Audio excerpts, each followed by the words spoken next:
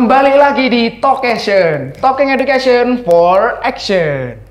Nah, Cationers, kita kembali lagi. Tentunya masih bersama saya dan Mbak Ayu yang akan melanjutkan perbincangan yang semakin menarik ini. Nah, tadi Mbak mau melanjutkan pertanyaan yang sempat terjadi tadi mengenai platform nih. Jadi, Cationers di rumah mungkin belum tahu ya bahwasanya Mbak Ayu ini punya platform gede di media-media digital, khususnya di TikTok dan Instagram. Nah, Mbak, itu tujuannya Mbak Ayu mendirikan platform di media itu untuk apa? Untuk strategi atau media belajar gratis nih? Oke, ini boleh saya sebutkan dulu ya? Oh, boleh. Ya, jadi memang lembaga pelatihan kami kan bernama YCA Indonesia.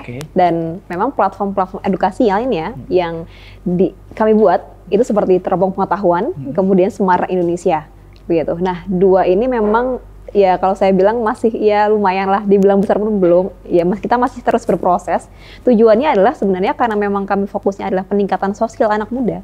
Jadi tujuannya banyak. Salah satunya adalah mengajak anak-anak muda untuk terus mengembangkan dirinya, gitu, mengembangkan sosialnya.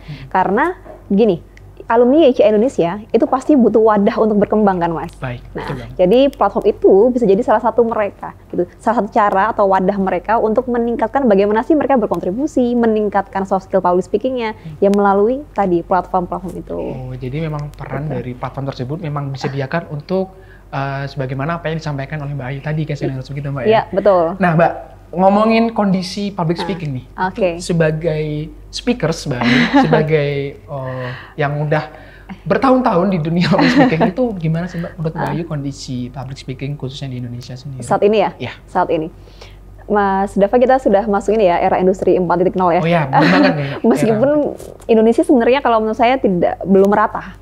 Ya kan, mungkin ada yang 3.0 di pedesaan gitu. Setuju banget. Ya, kita masih berproses terus untuk 4.0, bahkan era society-nya sudah 5.0 kemarin kan Jepang sudah mengonfirmasi.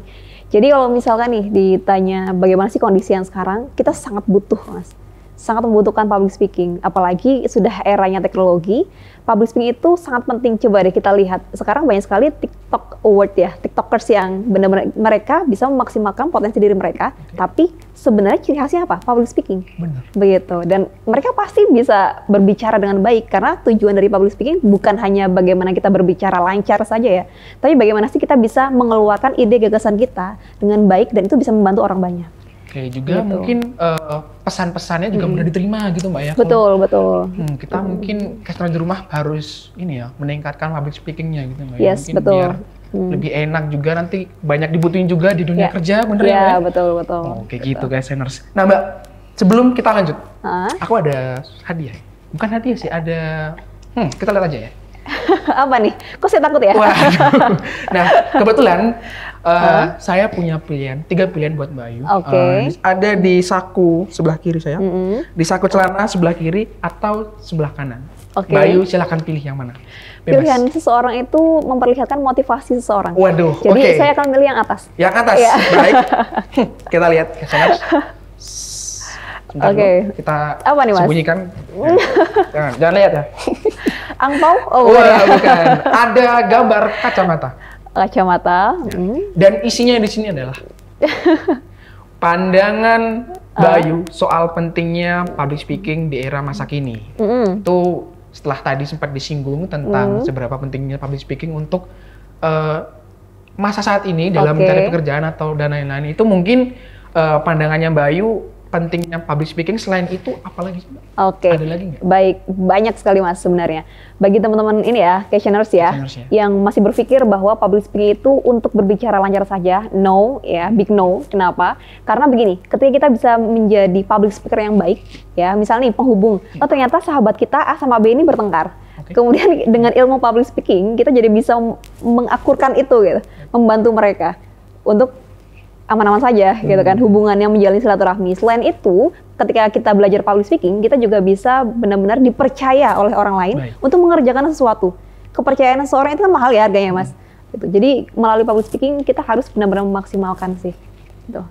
Baik, mungkin beberapa poin di situ kita lihat nggak mudah juga untuk mencapainya mungkin, Mbak. Yes, betul. Karena diperlukan belajar, proses-prosesnya juga penting ya. Nah, Mbak, tapi ada nggak kiat-kiat khusus untuk public speaking ini? Karena nggak semua orang langsung tiba-tiba bisa ngomong gitu kan.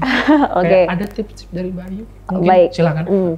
Jadi, questioners, kita harus tahu dulu nih, kita tipe orang yang seperti apa. Maksudnya begini, ada 3 tipe yang memang selalu saya ajarkan. Yang pertama, kita tipe visual. Yang kedua, tipe auditory. Yang ketiga, tipe kinestetik. Wah, apa Nah, itu, Mbak? jadi kalau misalkan nih, kita tipe orang visual, kita harus belajar public speaking dengan menulis dulu, gitu. Atau enggak, misalnya kita harus memahami dulu nih apa yang harus kita sampaikan. Baik. Kalau yang auditory, kita harus melatih dulu. Ngomong dulu deh, nggak harus ditulis, tapi yang penting ngomong dulu, begitu. Atau misalnya kinestetik, mencoba untuk menggerakkan anggota tubuhnya, karena kan kita juga belajar body language juga kan. Oke, jadi kalau saya pribadi selalu melihat Anda tipe yang seperti apa dulu, baru saya berikan masukan, gitu.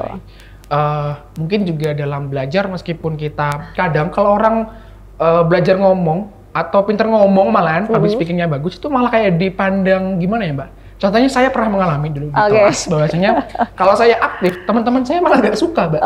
Karena kamu jangan aktif dong, kamu biasa aja di kelas biar guru itu cepet ninggalin kita. Itu kayak gitu harusnya memang dihilangkan, Mbak ya.